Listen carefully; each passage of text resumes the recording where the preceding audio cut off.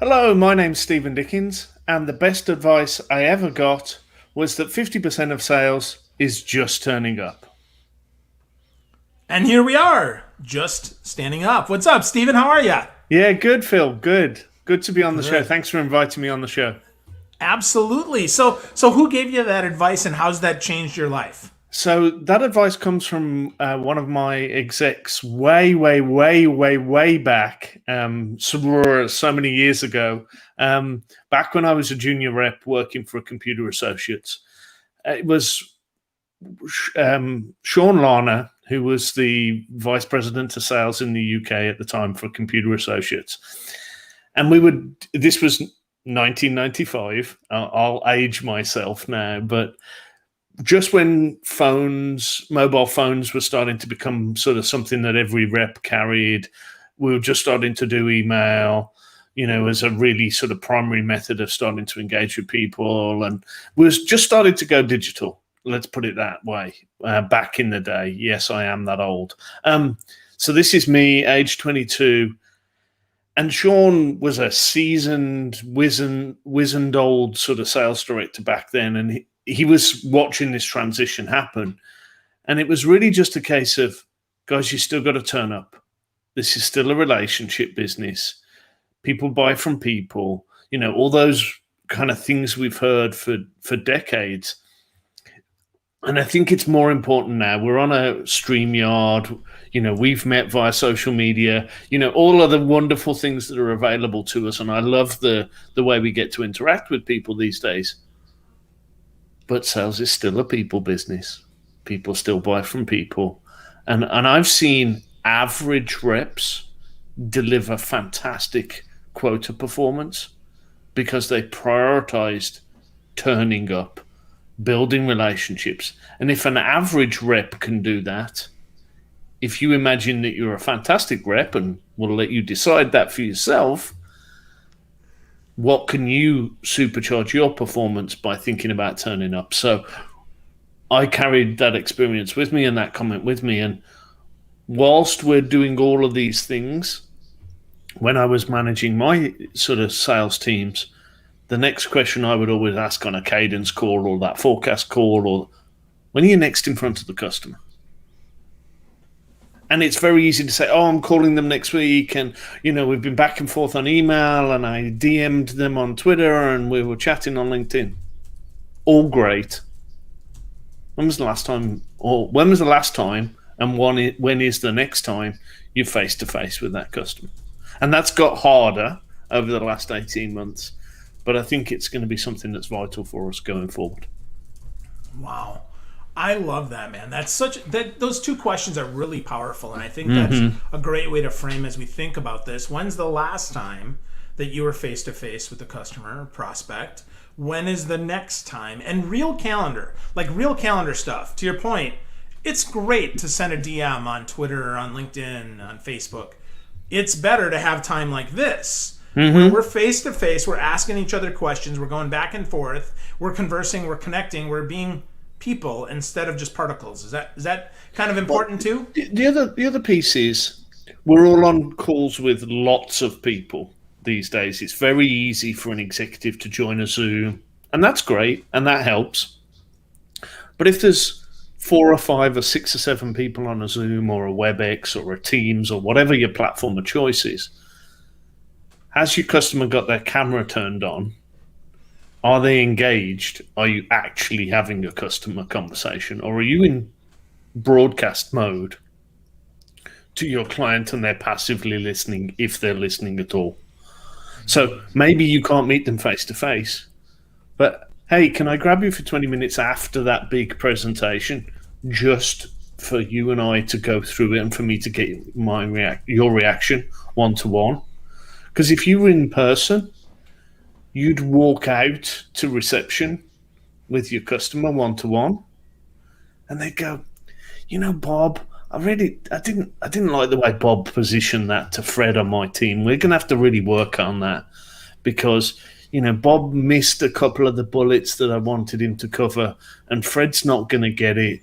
So when Fred talks to Sally, it's going to get lost. So can we come back around That would be the conversation you'd get as your customer was showing you out of the building, and it's lost because you hang up your Zoom and you're on to the next one. So getting that sort of one-to-one interaction with your customer, and getting off a call with 20 other people and really getting the feedback. Wow. That's such a good reminder. I failed that and lost a deal a couple weeks back because I didn't do a good job of debriefing and didn't find out what the expectations were and didn't do any of that because I assumed we got on a Zoom, I showed you what you asked for, we're good to go, right? And in 2 weeks you'll sign and we'll deliver goods for you. And instead, I should have scheduled a debrief call. I should have scheduled some time to say, okay, and right at the end of it, to your point, right? Like right now, okay, we spent an hour together, and now at the end of that, can we spend 15 more minutes, just you and me, having a conversation about how that went? Did we meet expectations? What can we improve on? What do the next steps look like for you and your champion, you and your decision maker, and not just, oh, you go your way and I go mine? Because that's absolutely what I would do if I was in person. Well, the other thing, you just mentioned it there, Phil. We schedule these calls for an hour and then we drop straight off. We'll schedule your call for 45 minutes. Yes, you've got to talk a bit faster. Yes, you've got to cut 3 slides out of your deck. And say to your contact, hey, that last 15 minutes, can you and I just stay on? We'll let everybody else drop, or maybe I'll jump on your WebEx after this drops. And then you go, how was that? Did we do a good job? Did we present this in the right way? Getting your sponsor to buy into your message and be able to take you around the organization is crucial. Any salesperson knows that. But we've lost that. We've lost that through the way we interact, the way that these platforms are driving us. And it comes back to when these platforms first came out years ago, and this vice president was giving me this advice. It was, you've got to turn up. And turning up means different things now. We do that in different ways. But it's vital, absolutely vital. Yeah, so vital. So let's talk about some of those different ways, Steven. Let's talk about the ways that sales reps need to show up now, and so that they can sell in the new normal. So what are you finding, right? You're a senior analyst now. You do sales as well as you could probably look at how this works. So talk to me about what you're seeing as far as how folks need to turn up now for sales. Well, I think... And anybody who knows me has worked with me for years. I've been all in on social media, on every sort of platform. I'm probably the most contactable salesperson out there on the market. Love Twitter DMs, love LinkedIn, podcasting, Zooms, just every platform. I love the way.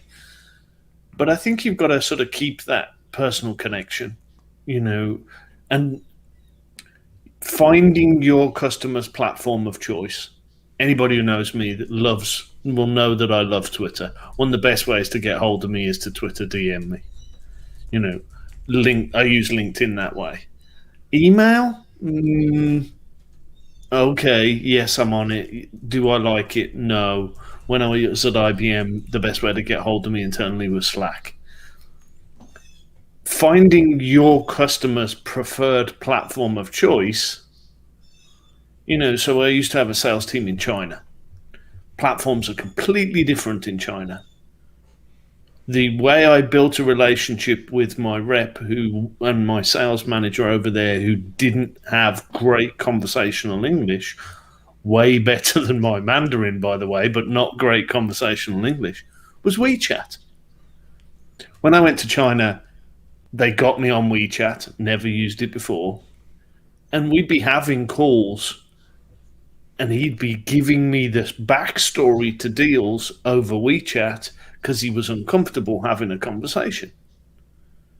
He'd give the bare minimum on the forecast call, but not because he wanted to give the bare minimum, but just because his English wasn't good enough to be able to give a more detailed story. Conversationally, in text, fantastic. English was awesome, better at written. So it even gets worse or better, or whatever the opportunity is, when you're running an international team. WhatsApp is a platform that's used massively down in Latin America. They'll use that rather than a text. Why? because text isn't built into your mobile phone package down there, and they've got to pay for data, and they've got to. So having that kind of finding out what the platform of choice is for the person your personal choice platform is vital. Ask your customer, hey, as we're going to work together, what's my best way to get in touch with you? Is it phone? Is it email? Is it text? Is it DMs? Is it LinkedIn? If I want to get hold of you, what's the best way? Great question to ask if you're looking to build a relationship with somebody. Awesome. I love that. Asking people for the best way to reach them and using that platform is so important and so often overlooked. And that then makes social much more one-on-one. It makes it more real than just the broadcast. Because I think so many get social wrong and they think it's a broadcast platform. So talk to me about how, especially for sales, how broadcast is often gone wrong. Because you even talked about that in conversation mode versus broadcast mode, Steven. You got to do both. You got to do both, I think. I think broadcast's fantastic for getting your message out. The one-man marketing department. If anybody out there knows me, they know that I love being the one-man marketing department. Personalizing a message, building a narrative around that message, getting that message out, being a little bit more fun than your marketing department's able to be. All great. Twitter and LinkedIn are my platforms of choice for that, and they're fantastic ways to communicate with the masses. Also, they're great ways to keep in touch with your network, and they're great ways to keep in touch with customers. And I find I use them as a way to add value. Hey, I saw this article and thought you might find it interesting. Hey, I know we were talking about this the last time. Here's something that I think you might find interesting and of value. I'm not asking for anything back in return. All I'm doing is going, hey, this is really useful. You might find it interesting. Next time I'm on a call with them, what's their perception of me from adding value from the solution I'm selling? If I've demonstrated I add value to them when I'm not selling something, hey, here, we were talking about digital transformation. I read this great report. You might find it interesting. It's not selling my product. It's not positioning my solution. I just thought it was interesting and you might find it of value. That guy I'm selling to is trying to buy a digital transformation solution from me. They're going to be doing their research. They're going to want to read interesting topics in that space. If I can send them a couple of interesting articles that aren't related to what I'm selling, they're going to go, this guy kind of cares about me and he's thinking about me when we're not talking. Well, I'm going to give my money to this guy because he's going to add value when we are in a contractual relationship. So I think it gives you the ability to kind of keep connections with people, just drop little bits of information. Hey, when they've told you to go away for 3 months because they're doing an evaluation, don't go away for 3 months. 50% of the job is turning up. Use the platforms to turn up. Wow. So what if I'm hearing you right, you're saying not just share your content from your blog, from your company blog, right, but other stuff that that they're probably reading or that if they knew about, they would probably be reading it. Am I hearing that right? Yeah, exactly. So, your customers buying, I don't know, computers from you, big computers. Let's stay on that. They want to buy that big computer for a banking system. They were looking at doing banking transformation. Let's pick that as an example. So you're in a sales cycle with your customer. They're going to buy a big computer from you, and it's to underpin a banking transformation project.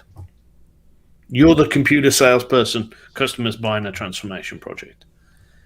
Imagine the value add if you say, hey, I read this about banking transformation projects from Accenture the other day.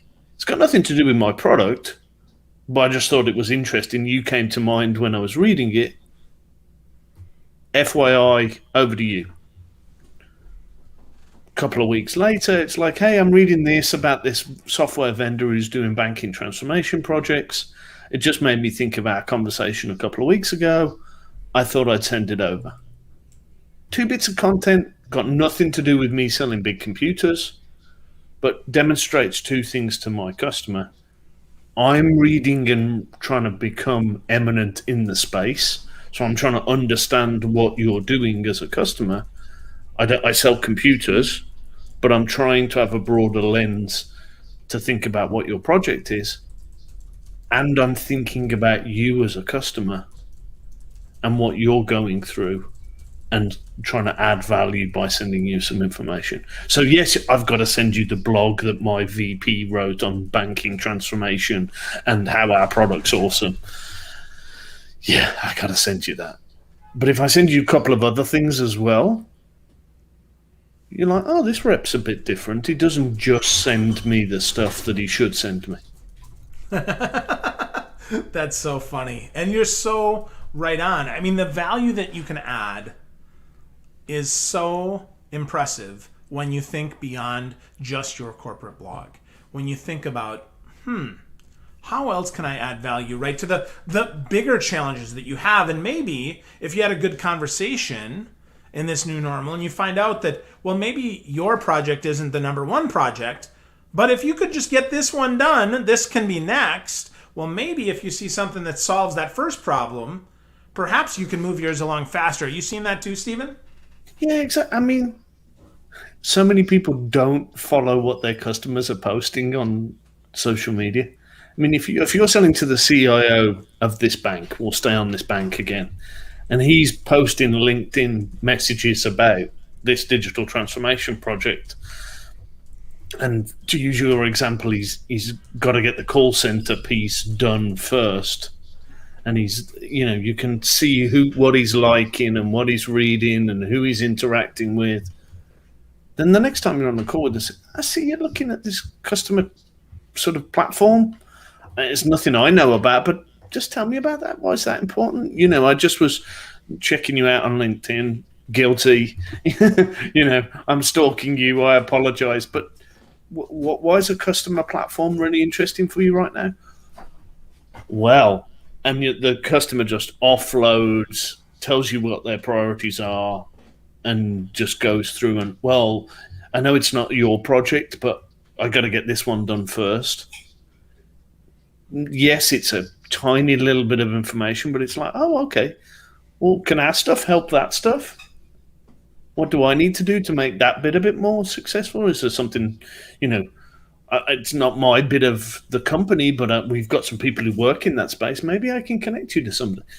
You've got to add value to your customer. Yeah. Wow. That's so great. I find social listening, Phil, is what I'd describe it as. Social listening. Yeah, for sure. Well, paying attention and follow, pay attention, and then mention. I think really important, right? To your point, it's social listening and digesting, because we have to take that in and say, oh, well, that, or ask the question, right? Why does that matter? Why, is that a top priority? Is that more important than this? Because to your point, right, about I'm not going to pull a deal in at the end of a quarter if I know that you've got these 8 things that are in the way. My forecasts are more legit. I can show up maybe for those that are available more, because this deal won't close because this has these things in the way. Is that kind of what you're talking about as well? I mean, the whole point is just customer intimacy. Just getting closer to your customer, understanding what they're trying to do, why they're trying to do it, get beyond the standard questions, trying to understand and get yourself into their shoes so that you understand how they're thinking about the project you're talking about. Another phrase I like is the customer in a buying cycle, or are we in a sales cycle? The amount of sales cycles I've been in where the customer's not in a buying cycle. And it goes back to your point. I think I'm selling to them. I think I'm going through the demo, the proof of concept. We've sent a proposal. We've responded to an RFI. Customer's not going to buy anything. They're going through the motions because they're maybe polite. Maybe they don't want to tell you no. But I'm wasting a ridiculous amount of time in a sales cycle when the customer's not in a buying cycle. How do you find that out? Well, there's no magic bullet to finding that out, apart from just getting really close to your customer and building a relationship and getting them to tell you, yeah, I'm going through the motions. I'm not really going to buy anything. Yeah. Wow. But you have to have that relationship. Mm-hmm. You have to have that relationship, because nobody's going to tell you the truth if they don't feel you can handle it or you don't deserve it, because you haven't taken the time to build that up. So that's super, super interesting. So Steven, I got to ask, man. So we talked a little bit about social. We talked about some of the face-to-face. So let's talk a little bit about video and how that is important in the new normal. What are you seeing with video?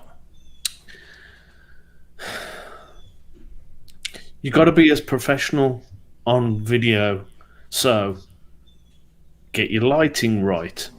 I'm just about to say get your backdrop right, and I've got a Star Wars picture behind my head and the dog beds, the dog crates in the background. But, get your camera centered nicely. I mean, so let me put it another way. You're going to see the CIO of a Wall Street bank. Would you wear a suit? Absolutely. Would you wear a tie? Probably. Would you call that same person on a Zoom and have a scrabby T-shirt, your hair a mess, and not go on video? I've seen people do it. Wow, that's interesting. I would never, if I'm going to be on camera and we're going to record, I am never in a T-shirt. Never in a T-shirt. Now I might have shorts on. I live in Florida, for heaven's sake. Whatever goes on below the screen, Phil, right? It's completely off. Yeah. So to your point about a suit, right? I might wear my sport coat, and I might wear a nice, shirt, a dress shirt, or a nice, pressed out polo shirt.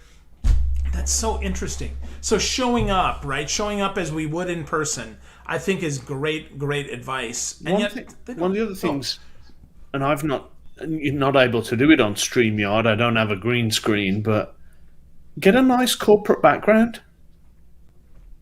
WebEx allows you to do this. Zoom allows you to do this. Teams allows you to do this.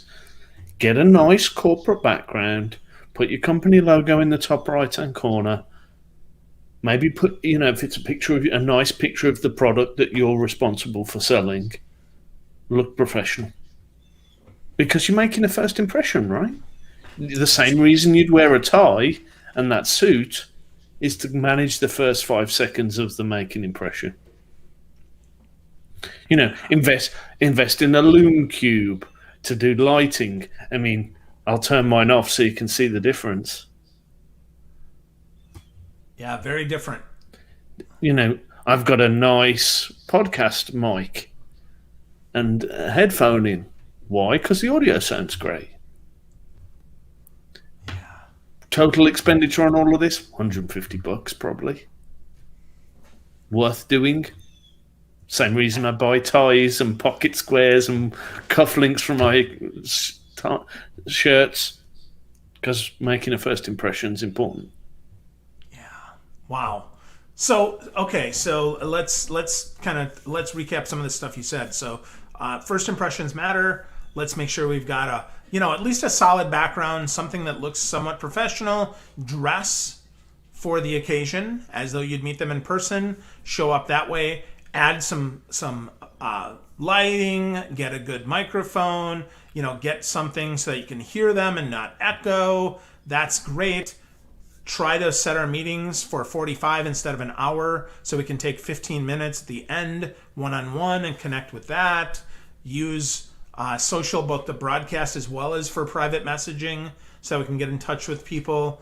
And then paying attention, right? Follow along, pay attention, and remark on what you learn about your customer. What else would you share, Steven? How can we even better sell in the new normal that you didn't share? Well, as I say, that adding value, sharing articles, sharing little bits of content, you've got to be getting that content and getting that material in order to add that value. So you've got to spend time reading about what your customer's likely to be reading, but trying to add some of that value through the social platform or the listening platform that your customer's using, sharing some of that value. That would be another key takeaway. Awesome. That's solid advice. I really believe in value over volume every single day, and you offered some great tips on how we can do that. So, Steven, lots of awesome, actionable stuff that you shared today, but I know you're filled with a ton more. Where would you send people? You mentioned Twitter, man. What's your Twitter handle so we can make sure people follow you on Twitter, and then I'll put your LinkedIn up there too. At Steven Dickens 3. It's really catchy. It's really descriptive. Steven Dickens was taken. So it's Steven Dickens 3. I mean, I love the platform. I think it's a great way. It's a great way to learn and a great way to listen. So you don't have to be outspoken. You don't have to be sharing all of your content and broadcasting. Use it as a platform to listen. Find those really eminent people in the industry, and it's a great way to. I think I could get to anybody if they were active on Twitter. Can I get to everybody using email? Don't know. Could I get Julia Chatterley is a CNN news anchor. What is my chances of getting to Julia Chatterley, CNN news anchor, on the phone or via email? Yeah, probably 1%. Yep, precisely zero. Hunt her down on the phone. I have next to zero chance of building a relationship with Julia Chatterley. As an example, we follow each other on Twitter, and we've had 2 or 3 DM conversations. Now we're not best friends. We've never met in person. The guy who used to run social media for the New York Stock Exchange took me around the New York Stock Exchange, and that was our first meeting. How did I do that? Through Twitter. So I've got a tour of the New York Stock Exchange. I've got pictures of me on opening bell. Matt Kobach, great guy to follow on social media, one of the best in the industry. How do I know Matt? Because we engaged on social. First time I met him is in reception of the New York Stock Exchange for a stock exchange tour. Wow. So I just want to put a bow on that one, because that's such an important point. Even if you get someone's phone number or their email address, they're probably not going to answer. But if you find them on a social channel where they're active, you have a much better chance at developing a relationship and possibly meeting, which leads to a potential sale, if you use social where they're active. That gets back to your point, which is super, super important, and that is find your customer's platform of choice and spend time there listening, spend time sharing, spend time not just promoting yourself, but trying to help people get even smarter. Yeah, and I mean, going back to Matt and Julia, the examples I gave, my first reaction is not, hey, can I jump in your DM and sell you something? Don't do that. Ever, under any circumstances. Just don't. Please don't make your first interaction, hey, can I jump into your DMs and sell you anything? Like a tweet. Retweet. Comment on a tweet. Pause, don't do anything for a week. Find something else that you like. Comment. Pause for a week. Don't be a stalker, and don't try and shortcut the process. It's not going to work. There is no scenario where the first interaction is you slide into my DMs and try and sell me something. That ain't going to ever work. Take it slowly. Engage with integrity over weeks, and then go. Make the first maybe you're having a DM conversation. Hey, I love what that bit of content. It was fantastic. Really interesting. Thanks for sharing. Do nothing for 3 weeks. Hey, that was great. Thanks. Really love what you're going to say. Sit there, be patient, do nothing for 2 weeks. Hey, I love what you're trying to put out there in the market. It's really good content. Love to have a chat sometime. Can we have a chat? Do nothing. Hey, just circling back.